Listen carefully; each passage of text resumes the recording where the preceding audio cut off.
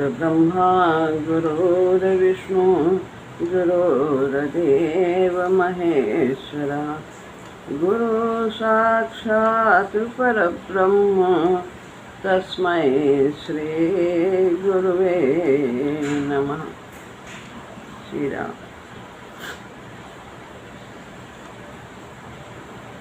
श्रीमद् भगवद गीता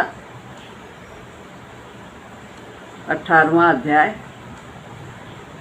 श्लोक है 62वां। तमेव शरणं गच्छ सर्वभावेन भारत, तत्प्रसादात् परां शान्तिं स्थानं प्राप्स्यसि शाश्वतम्।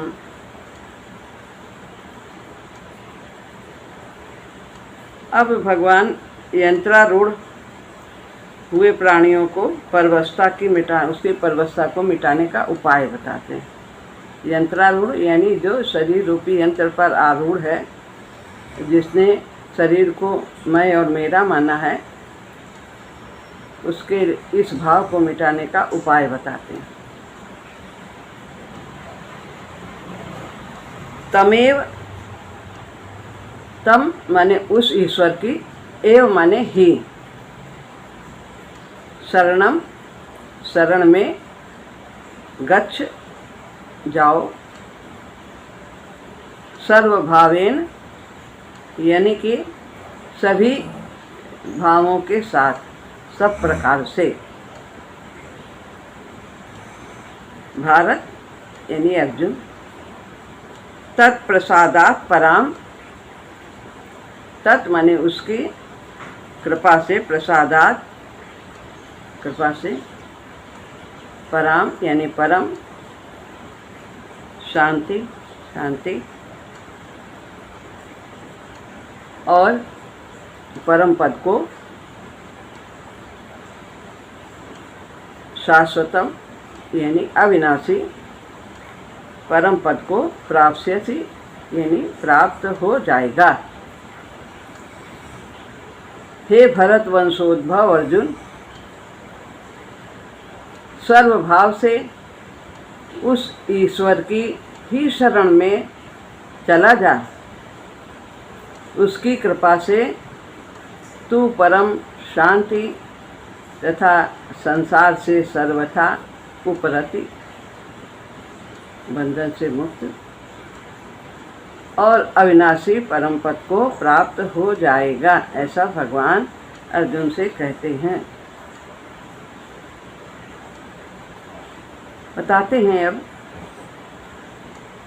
मनुष्य में एक कमजोरी होती है कि उसके सामने जब संत महात्मा विद्यमान रहते हैं, तब वो उन पर श्रद्धा विश्वास और उनकी महत्ता को नहीं समझता, नहीं करता।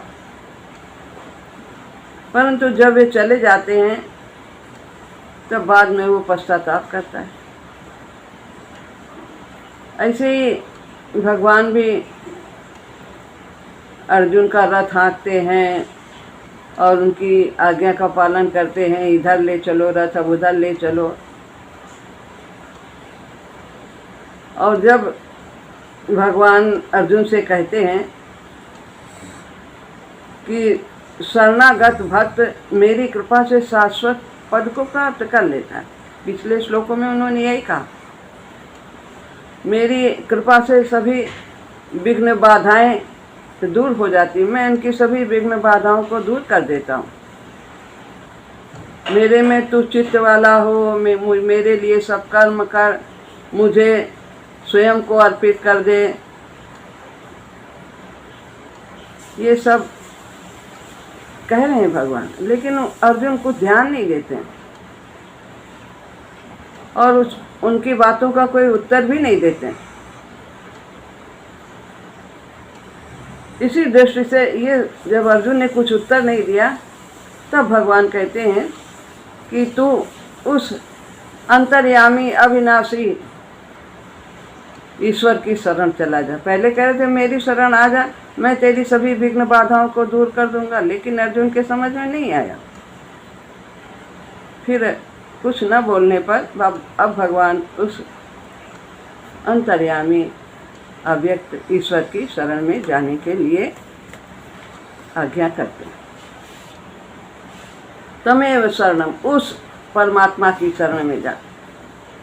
पहले कह रहे थे मेरी शरण में, लेकिन उनके समझ में नहीं आया।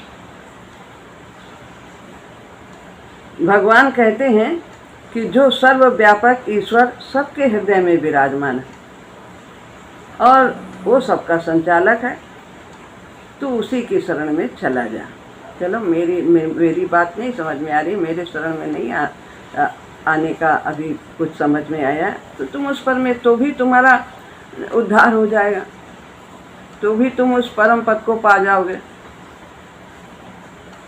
तात्पर्य है कि सांसारिक उत्पत्ति विनाशशील पदार्थ, वस्तु, घटना, परिस्थिति आदि किसी भी चीज़ से संबंध न रखने पर, यानी अपना न मानने पर, उस अविनाशी परमेश्वर का तू सहारा ले। उसका सहारा न ले, संसार का, परमात्मा का सहारा ले। नाशवान संसार के आश्रय से कोई लाभ नहीं है, यानी इसको छोड़ के नहीं जाना, लेकिन यहाँ रहते हुए सब कुछ उस परमात्मा का ही समझना है, उसी का आश्रय ले, उसी की शरण जा। यहाँ पर अव्यक्त परमेश्वर यानी निर्गुण की बात करते हैं।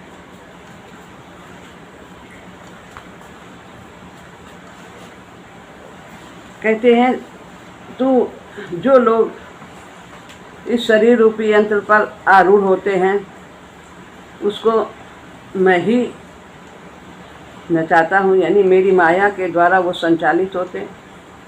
पहले श्लोक में कहा ईश्वरा सर्वभूतानां हृदय से अर्जुन तिष्ठति भ्राम्यन् सर्वभूतानि यंत्रारूढ़ानि मायया। मेरी माया उसे भ्रमण कराती रहती है। अब यहाँ एव पद से उसका निषेध करते हुए भगवान अर्जुन से कहते हैं, यदि ईश्वर मेरी शरण में नहीं आता, मेरी माया जो सबको नचाती रहती है उसकी शरण, मेरी शरण में नहीं आता, तो कोई बात नहीं, तू एव माने ही, केवल उस अंतर्यामी जो सबके हृदय में विराजमान है, ईश्वरा सर्वभूतानां हृदय से, ये श्लोक पहले हुआ है कि वो जो अंतर्यामी परमात्मा है, जो निर्गुण है, वो सबके हृदय में विराजमान है। अच्छा, तो तू उसी की शरण में चला जा।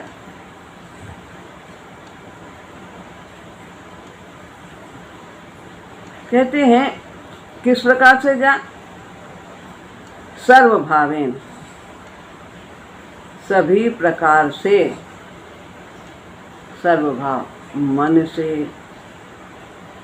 कर्म से, वचन से। भगवान ने तो वैसे भी कहा, वचन काय मम गति जाई, तो वचन काय मन मम गति जाई, और सपने बूझिए विपत्ति किताई। तो तू मन से चला जा, मन उसी में दे दे। तन से, शरीर से जो भी क्रिया होती है वो उसी परमात्मा के लिए कर। कौन से? जो अंतर्यामी सबके हृदय में विराजमान है, उसी का चिंतन हो, शरीर से, क्रिया से उसी का पूजन हो। सभी कर्मों को भगवान का पूजन समझकर करना है, जो भी हमारा कर्तव्य कर्म है ऐसा तू कर ले। उसी का प्रेम पूर्वक भजन हो, उसके प्रत्येक विधान में प्रसन्नता हो, चाहे वो प्रतिकूल भी हो तो भी उसे भगवान का ही किया हुआ समझना चाहिए कि हमारे प्यारे प्रभु की ओर से है और वे हमारे परम हितैषी हैं। हमारा कल्याण करने के लिए, हमारे संस्कारों को छीन करने के लिए हमारी ओर ध्यान दिया है और हमें निर्मल करने के लिए प्रभु ने ऐसा विधान किया है। तो इस प्रकार से सर्वभावेन, सभी प्रकार से वह उस परमेश्वर की शरण में तू जा।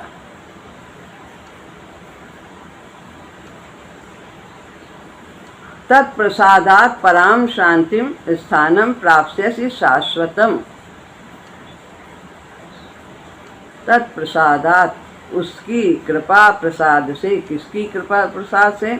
उस अंतर्यामी परमेश्वर की कृपा प्रसाद से, कृपा से उसी की शरण में जा। उससे क्या होगा? तो स्थानम, शांति प्राप्त करेगा और शाश्वत अविनाशी परम पद की प्राप्ति करेगा। भगवान ने पहले यह कह दिया था कि मेरी कृपा से शाश्वत पद की प्राप्ति हो जाती। पहले श्लोक में कहा था, 56-57 भी यही कहा, सभी विघ्न बाधाओं को दूर कर दूंगा और मेरी प्राप्ति करा दूंगा। ये सब पहले कहा। अब लेकिन अर्जुन कुछ बोले नहीं उस पर भी। तब उन्होंने कहा कि चलो तुम उस अविनाशी जो अव्यक्त परमेश्वर है उसकी शरण में जा। भगवान अर्जुन को बहुत चाहते हैं। वो किसी न किसी प्रकार से अर्जुन का कल्याण ही चाहते हैं। यानी अर्जुन कौन है? अर्जुन भक्त है। तो भगवान भक्त को बहुत प्यार करते हैं और उसे तब तक नहीं छोड़ते जब तक उसकी प्राप्ति करा नहीं देते। उसको उसके साथ रहते हैं, निरंतर साथ रहते हैं। उसे विकास की ओर विशेष रूप से लिए चले जाते हैं। भगवान ने पहले यह कह दिया था कि मेरी कृपा से शाश्वत पद की प्राप्ति हो जाती है 56वें श्लोक में, और मेरी कृपा से तू संपूर्ण विघ्न बाधाओं को भी तर जाएगा 58 वाले श्लोक में, ऐसा उन्होंने कहा। अब वही बात यहाँ कहते हैं कि उस अंतर्यामी परमात्मा की कृपा से तू उस परम पद को प्राप्त करेगा।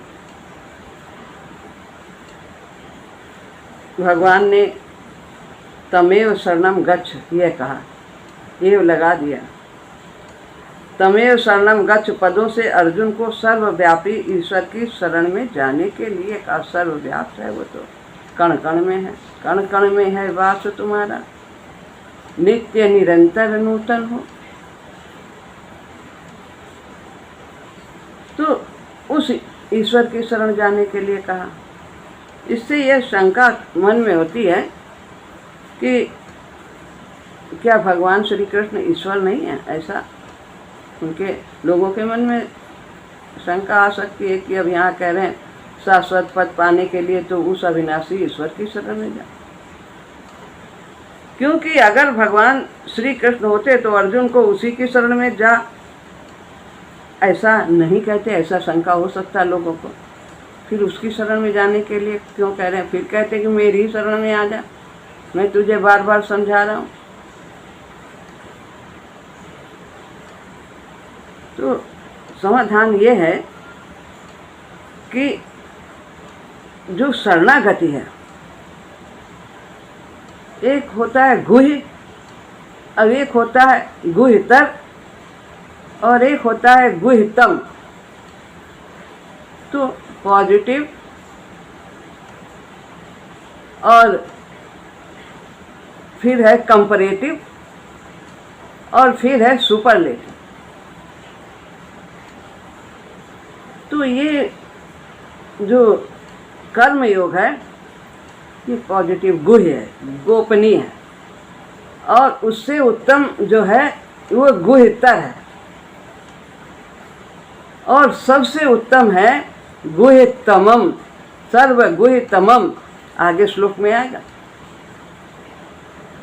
तो कर्म योग की साधना गुह्य गीता में है, गुह्य योग बताया, और शरणागत को कहा है गुह्यतर, उससे श्रेष्ठ। तो तू उस अविनाशी परमेश्वर की शरण में जा। तो वह गुह्यतर रहस्य बता रहे। लेकिन गुह्यतमम क्या है? प्रभु की शरण में आना। आगे सर्व गुह्यतमम भूया शरण में परमम बचा, इष्टोस में धर्मति तत्व वक्ष्यामि ते हितम, ये कहा। तो अपनी शरण जाने के लिए गुह्यतम कहा, और उस अविनाशी अव्यक्त परमेश्वर की शरण जाने में गुह्यतर कहा। यानी कि श्री कृष्ण भगवान श्रेष्ठ हैं, सगुण उपासना श्रेष्ठ है।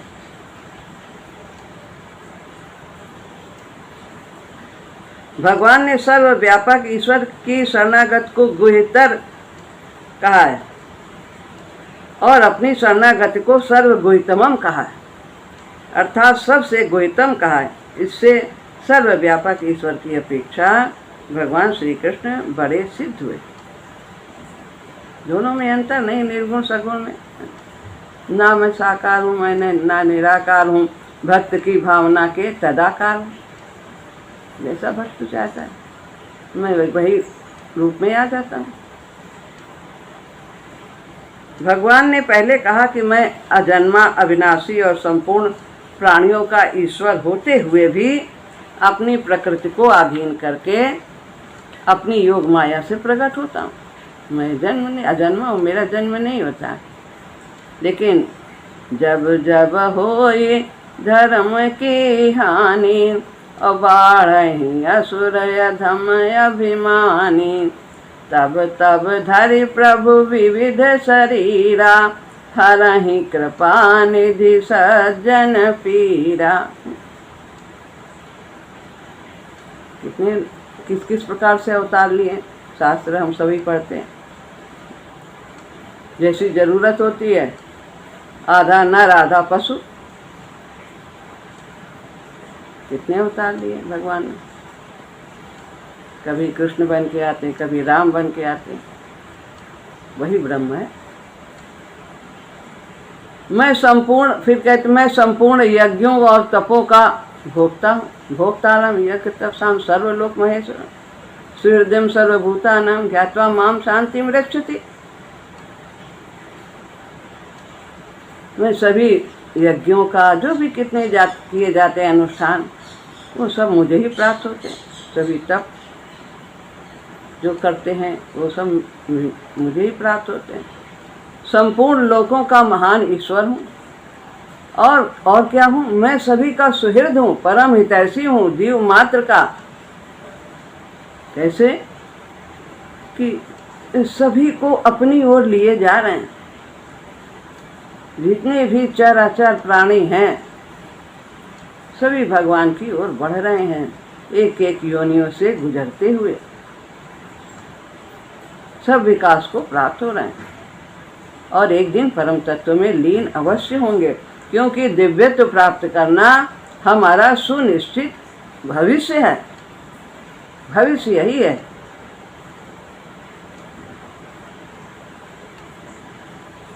तो ऐसा मुझे मानने से शांति की प्राप्ति होती है। परंतु जो मुझ संपूर्ण यज्ञों का भोक्ता और सबका मालिक नहीं मानते हैं, उनका पतन होता है। अपने को ही समझते मैं और सब कितने प्रकार के सब शास्त्रों में वर्णन है, कितने असुर हुए और सबका पतन हुआ।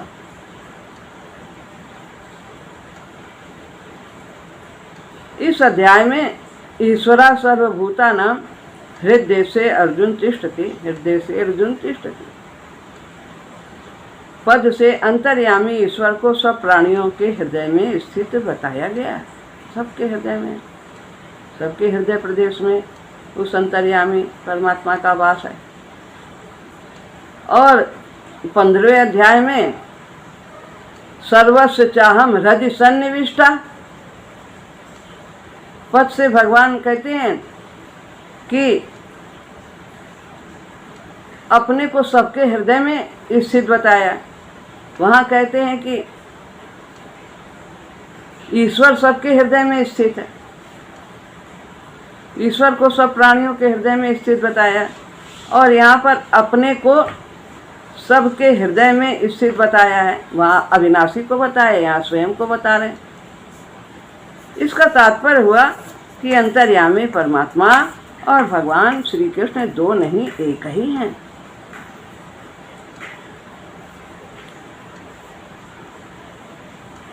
जब अंतर्यामी परमात्मा और भगवान श्री कृष्ण एक ही हैं, तो फिर भगवान श्री कृष्ण ने अर्जुन को तमेव शरणम गच्छ क्यों कहा? अब बात उठती है, जब एक ही हैं दोनों, फिर यही कहते हैं कि मेरी शरण में आ जा, मैं तुझे समझा रहा हूँ।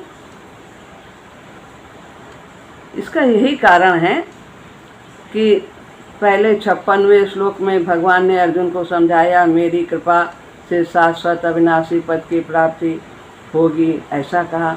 फिर 57 और 58 में भी श्लोक में अपने परायण होने की बात कही कि मेरी कृपा से तू सभी विघ्न को पार कर जाएगा, बाधाओं को पार कर जाएगा, यह बात कही। परंतु अर्जुन कुछ बोले ही नहीं, और माने कि उन्होंने कुछ इसको स्वीकार ही नहीं किया, ध्यान ही नहीं दिया। इस पर भगवान ने अर्जुन को फिर जोर से कहा, धमकाया, डराया, क्या कि यदि अहंकार के कारण तू मेरी बात नहीं मानेगा तो तेरा पतन हो जाएगा, इतना भी कह दिया।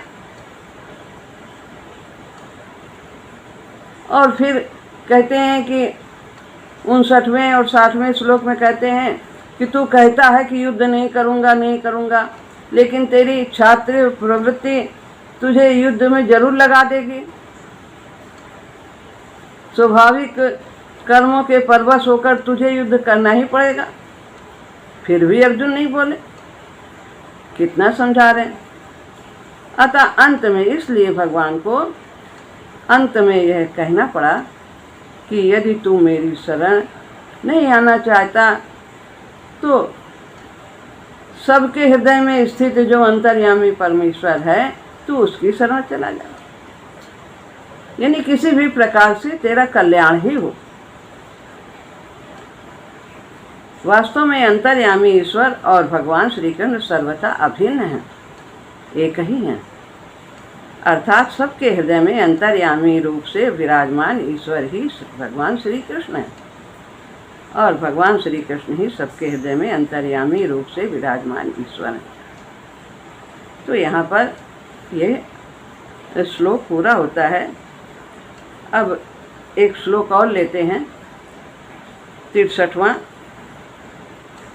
ऐसा कहने पर भी अर्जुन कुछ नहीं बोले, इसलिए भगवान आगे के श्लोक में अर्जुन को चेताने के लिए फिर उन्हें स्वतंत्र कर देते, जा तेरा जो मना है सो कर जा, छोड़ दिया मैंने। इति ते ज्ञानमाख्यातं गुह्याद् गुह्यतरं मया विमृश्येत दशेषेण यथेक्षसि तथा कुरु। इति यह गुह्यात, गुह्य से भी गुह्यतर, ज्ञानम यानी शरणागत रूप ज्ञान, मया मने मैंने, ते मने तुझसे, आख्यातम कह दिया है। एतत् अब तू इस पर अशेषेण अच्छी तरह से विमृश्य विचार करके जैसा चाहता है वैसा कर। इच्छा से माने चाहता है, तथा वैसा कुरु माने कर। यह गुह्य से भी गुह्यतर, गुह्य से भी गुह्यतर, शरणागति गुह्य से गुह्यतर है। ये ज्ञान मैंने तुझे कह दिया है। अब इस पर तू अपना विचार कर ले अच्छी तरह, और जैसा तू चाहता है वैसा कर। अब मैंने तो दोनों ही बातें बता दी, चाहे मेरी शरण में आ जा और चाहे उस परमेश्वर की, अविनाशी परमेश्वर की शरण में आ जा। बाकी तुम्हारी मर्जी, जो दोनों में से जो चाहता है कर, और चाहे तो अपनी मर्जी से जो चाहता है कर, युद्ध कर या न कर। इति ते ज्ञानमाख्यातं गुह्यात् गुह्यतरम्। पूर्व श्लोक में सर्वव्यापक अंतर्यामी परमात्मा की जो शरणागति बताई है उसी को यहाँ पर लक्ष्य करने के लिए इति कहा गया। भगवान कहते हैं कि गुह्य से भी गुह्यतर शरणागति ज्ञान मैंने तेरे लिए कह दिया है। जैसा पहले बताया है, कर्मयोग गुह्य है और अंतर्यामी निराकार परमात्मा की शरण गुह्यता है, उससे श्रेष्ठ है। तो यहाँ पर ये भगवान सचेत करते हैं, विमृश्येत दशेषेण, गुह्य से गुह्यतर शरणागति रूप ज्ञान बताकर भगवान अर्जुन से कहते हैं, मैंने पहले जो भक्ति की बातें कही हैं उन पर तुम अच्छी तरह से विचार कर लेना, और फिर जो शरणागति की बात कही है वो भी समझ लेना, दोनों में विचार कर लेना। गीता में जहाँ जहाँ भक्ति की बातें आई हैं उन्हें अशेषेण पद से ही लेना चाहिए, कि मतलब अच्छी तरह से। विमृश्य तो दशेषेण कहने में भगवान की अत्यधिक कृपालुता है। विचार कर लो, हम स्वतंत्र कर दिए हैं तुम्हें, जो मन आए वो करो। तो बहुत कृपालु हैं, छोड़ देते हैं तो बालक घबरा जाता है। माँ कहती जा तू जो करना है कर ले जा, तो बच्चा डर जाता है और वो फिर माँ की तरफ ही खींचता है, क्योंकि वो माँ का त्याग बर्दाश्त नहीं कर सकता। कहीं अर्जुन मेरे से विमुख न हो जाए, इसलिए यदि यह मेरी कही हुई बातों की तरफ विशेषता से ख्याल करेगा तो उसकी बात समझ में आ जाएगी और फिर यह मुझसे विमुख नहीं होगा। भगवान कभी नहीं चाहते कि भक्त मुझसे दूर हो, मुझसे विमुख हो, हर प्रकार से उसे संभाले रहे। फिर नारद ने जो गलती की, देखो फिर उन्हें पास करने के लिए ही उन्होंने वो रचना रची, और फिर वो कैसे बिलख गए थे, कितना उन्हें दुख हुआ था श्राप देने के बाद। भगवान ने कहा मम इच्छा का दीन दयाला। भगवान भक्त को रास्ते पर लगाने के लिए हर प्रकार से प्रयत्न करते हैं। यथेच्छति तथा कुरु, पहले कही सब बातों पर पूरा विचार करके और फिर तेरी जैसी मर्जी आए वैसा कर, तू जैसा करना चाहता है कर, अब मैं कुछ नहीं कहूँगा। ऐसा कहने से भगवान की आत्मीयता, कृपालुता और हितैषिता, हित प्रत्यक्ष दिखता है।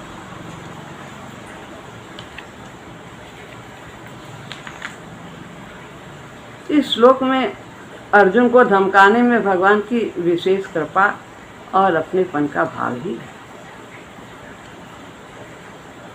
भगवान जो अपनेपन का त्याग कर रहे हैं कि जाओ छोड़ दिया, अब हमने छोड़ दिया तुम्हें, इसमें तो भगवान की अत्यधिक कृपा है और आत्मीयता है।